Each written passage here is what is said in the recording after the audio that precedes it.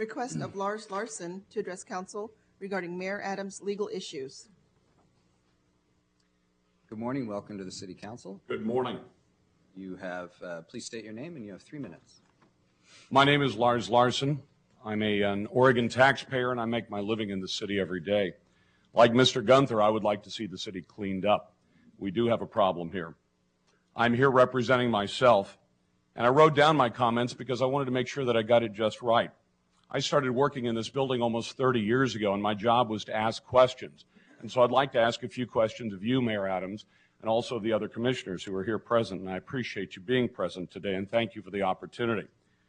Mayor Adams, why should any of the commissioners who are sitting around you at this moment believe anything that you say from this point forward based on your behavior and the things we've learned in the last couple of weeks? You have confessed that as a city commissioner and on city business, you went to Salem to talk to people at the legislature, and while you were there, you met and began pursuing a 17-year-old. Why did you lie to voters about that behavior? Why did you then invite that teenager to visit you in your office? Why did you then invite him to lunch? In this building, we now know that you took this teenager to a bathroom and engaged in intimate contact, and then you lied to Portland about it. I'd like to know why. Why did you then attend that teenager's birthday party? And why did you then have sex with that teenager after he was barely of legal age? And why, when confronted by a political opponent, did you trash a good man, Bob Ball? And what made you think that you had the right to wreck his reputation? If Portland voters knew then what they know today about you, do you think that you would have been elected mayor? Why did you coach that teenager to lie to protect your skin? And did you use city resources to help coach him to lie?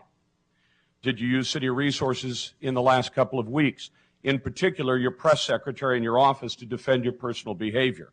And do you believe that you have the right to use public resources to defend your outrageous public behavior, personal behavior? Why did you not come clean until Mark Zussman and Nigel Jaquist and Hank Stern finally brought the story to public view?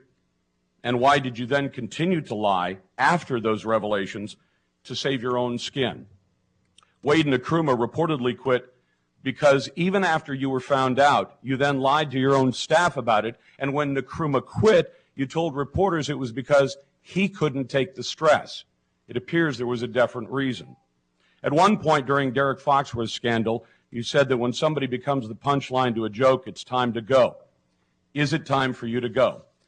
And since my time is nearly up, I'd like to ask the other commissioners, why should you continue to come to this room and do business with this man when it's very clear that he does not have the public's trust today?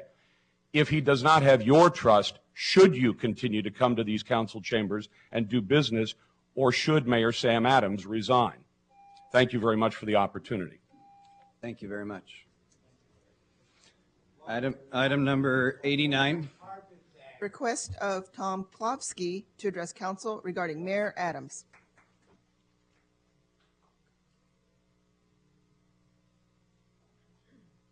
Tom Klovski. I think he's making his way. Good morning, Mr. Klovski. Welcome to the City Council. You have, please state your name, and you have 3 minutes. My name is Tom Klovski, and I'm a small business owner out in Gresham. We do small excavation work, and I'm here today because this issue concerns me. All the stuff that I've read, it's just time after time, it's just beyond my belief that we can sit here and allow this type of behavior to go on. I've heard you apologize to a number of different people, but not one apology to Bob Ball. I think you owe it to him. There's a couple things you've quoted, and I'll quote you about what you've said. I've said in the past that I will in the future respond to people who reach out to me for help and advice. Especially is true when it comes to young people.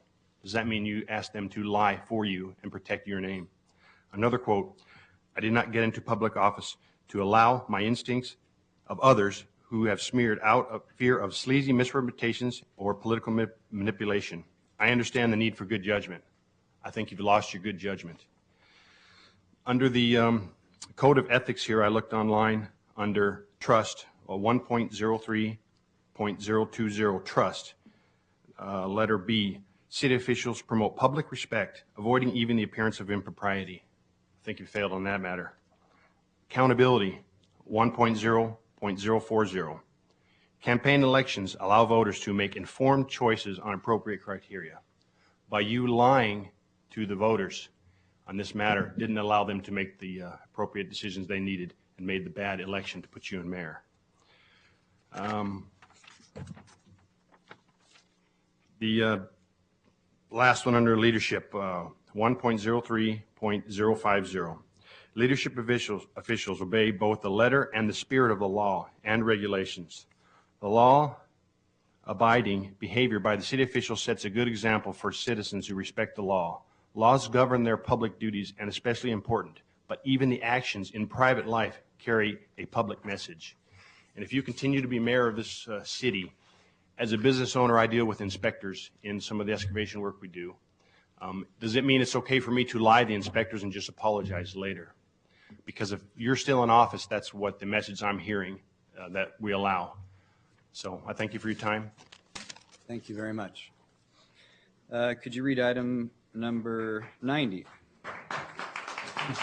Raise your hands. Did you want to dispose of the consent agenda? Oh, I'm first? sorry. Yeah. Does anyone have any items? We have 3 items pulled from the consent agenda, 98, 99, and 102. Is any other items?